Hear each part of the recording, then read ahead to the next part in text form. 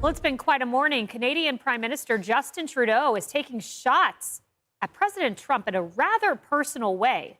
This is over the newly implemented 25% tariffs that went into effect. Now, a short time ago, watch this closely, Trudeau had a direct message. He even called the president Donald. I want to speak directly to one specific American, Donald. In the over 8 years you and I have worked together, we've done big things.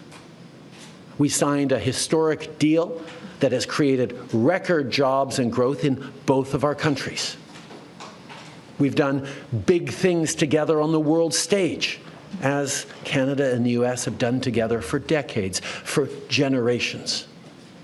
And now we should be working together to ensure even greater prosperity for North Americans in a very uncertain and challenging world.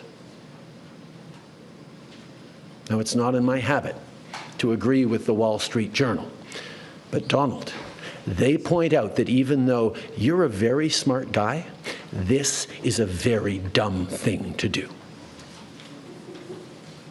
We two friends fighting is exactly what our opponents around the world want to see.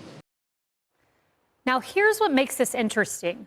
The comments you just heard come about 72 hours plus after another foreign leader tried the same strategy, picking a fight with President Trump, the commander-in-chief, the leader of the free world.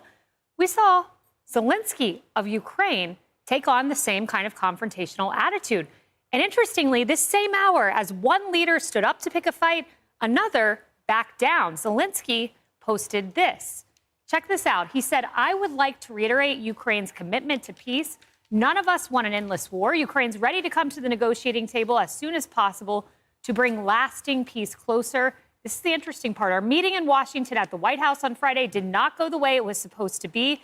It is regrettable that it happened this way. It is time to make things right.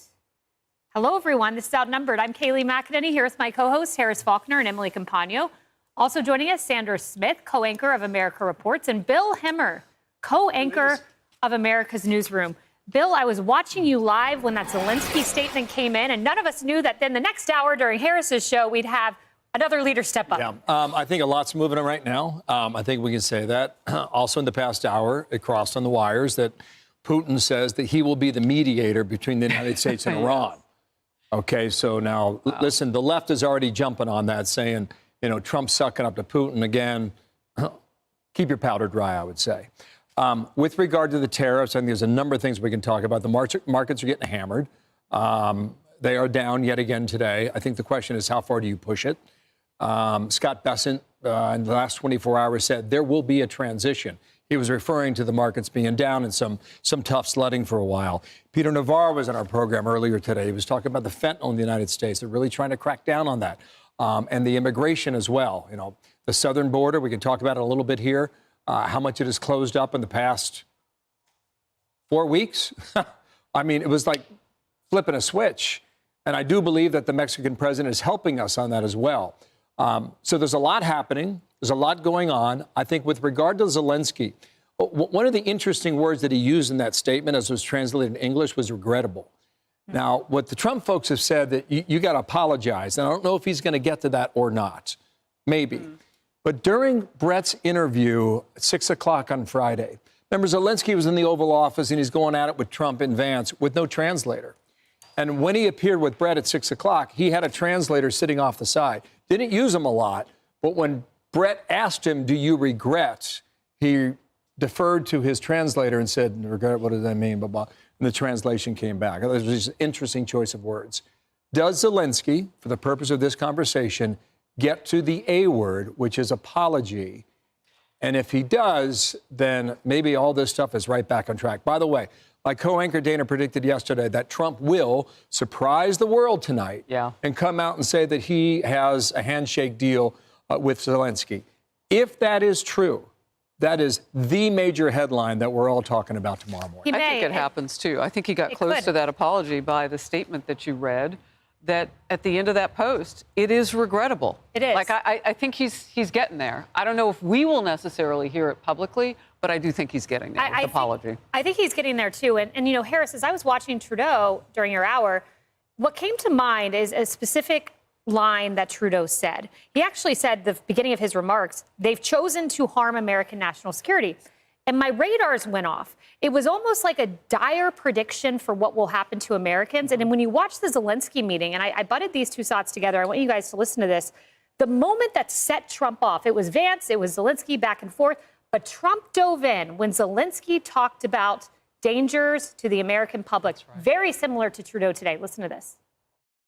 During the war, everybody has problems, even you, but you have nice ocean and don't feel now, but you will feel it in the future. God bless. You don't know that. God bless. God bless. You will not have a war. Don't tell us what we're going to feel. First and foremost, as we reflect on the impacts on Canadian workers and Canadian jobs and businesses, is that, first of all, there will be similar impacts on Americans losing their jobs, American families paying more for basic goods that they rely on at a time where times are tight everywhere.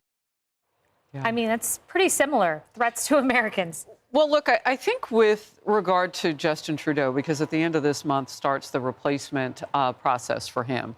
And I think for him, it's has nothing to lose type of scenario. Although the Canadian people have something to lose. I don't think he's acting on their behalf with this sort of thing.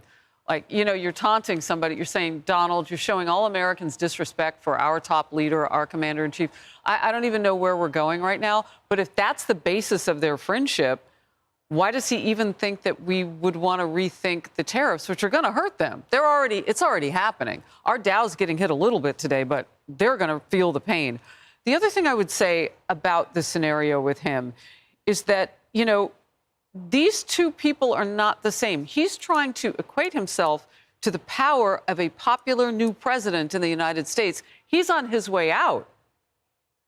And he never had that popularity the way that Donald Trump does now. So it's kind of a weird political dance. What does he want? Does he want to renegotiate? And if his border wasn't as much a mess as it has proven to be with fentanyl, then why did what did he say? He's had to put money into Canada's security to knit them together with local law enforcement on the ground because they couldn't secure the border. I'm like, okay, well, then there you go. It worked. Yeah. No, and you mentioned the popularity. I mean, a September Ipsos poll showed Justin Trudeau with 33% approval. Trump is majority support in several polls that have come out. There's also another moment where Trudeau speculated on Trump's motive with the tariffs. Watch. What he wants is to see a total collapse of the Canadian economy, because that'll make it easier to annex us, is the second half of his thought. Now, first of all, that's never going to happen. We will never be the 51st state. But yeah, he can do damage to the Canadian economy, and he's started this morning. But he is rapidly going to find out, as American families are going to find out, that that's going to hurt people on both sides of the border.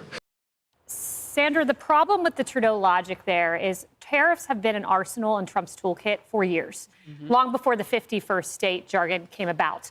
He's threatened tariffs against Mexico, against the EU, and against Russia. I don't think he's threatening or trying to use tariffs to take over Russia, the EU, and Mexico. Yeah. I don't know if anybody that watched that, as we all watched it live happen together, saw somebody who is approaching this discussion respectfully. I think we saw this with Zelenskyy in the Oval Office, and you watch that and you don't think that this is a guy who's coming in, you know, in a strong way to debate and negotiate with President Trump. That being said, he's talking about the tariffs, he's talking about prices going up and economic pain. I had a conversation with our good friend Larry Kudlow last night on his show about the speed by which President Trump is addressing these tariffs. And I do think we have to listen to businesses in this country right now. Like 100%. The CEO of Target just this morning said, look, you know, we're going to try to protect the consumer as much as we can, but prices will go up. Best Buy CEO just came out and said, majority of our goods come from China and Mexico. Our prices are going to go up. This is a president who promised he was going to tackle the affordability crisis. So we're going to have to watch that very carefully. I print out the sheet from our brain room every single day. I look at it. Consumer confidence has taken a 13% hit since Election Day. we need to note that. People are going to be watching these prices.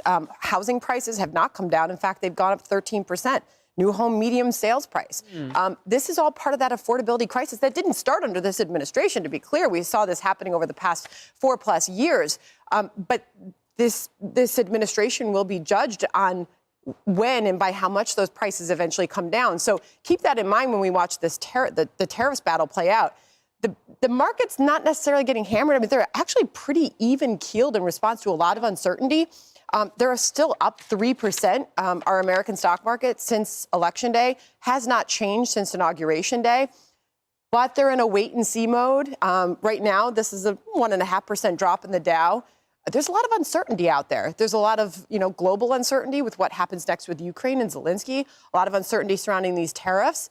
And we want that business-friendly, certain environment. And right now, we're going to watch what's next. And tonight's a big part of that. It is. And, adding to that uncertainty, Emily, you have the Ontario mayor who's threatening to cut off electricity, which would, in fact, affect some Americans. It seems like a pretty dire threat. You see it there. I mean, that threat to me just indicates that a lot of them are, as Vice President J.D. Vance said to President Zelenskyy, litigating this in front of the media. But the reality is, to your point, that when Americans feel, or if Americans feel, when Canadians, if and when they start to feel the effects of the tariffs, that is when we'll look forward to Trudeau stepping up and acquiescing. And I just have to point out, and you know better than I, but crude oil obviously is the biggest export from Canada. Ours to them is passenger vehicles and also buses, special purpose trucks. And in the top 5 of both in that interplay are those industrial vehicles and the like. And our crude oil to them is number 6. So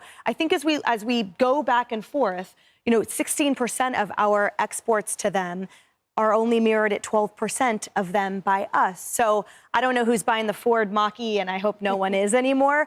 But I think it will be interesting to see when average Americans feel it in their pocketbook. And I'll look forward to tonight, our president reassuring us that any pain is short-lived because there's a bigger plan that will be in our vested interest. And he has said that is the case, so. Yeah. Yep. And we look forward to Trudeau's next move. Zelenskyy certainly came fast. It was about 72 hours.